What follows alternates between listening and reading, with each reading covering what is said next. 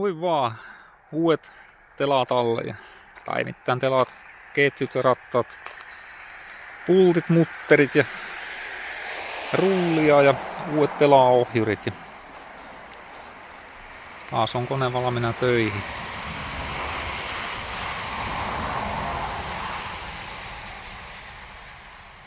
Yksi uusi lappu, kun oli kertaalleen lyhennetty, niin jäi vajaaksi. Tuossa näette, miten läheltä se saa mennä ja oikeastaan pitää mennä tuo telaohjuri. Se saa niitä sormi menee tuonne väliin, niin silloin se pelaa niin kuin se kuuluu. Jos se on tuolla rullan tasalla, niin sillä ei niin mitään merkitystä enää, eikä se ajaa asiaa. Ja sitten niitä ketjurikkoja tuleekin ja ihmetellään, että mikäs nyt.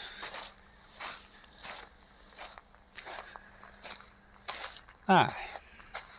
Ei mitään, ilmoitellaan asiakkaalle, että kone on valmis. Ja lapaan nuo tuosta tuonne roskalavalle vielä nuo vanhat romppeet, niin saa hakea koneen pois.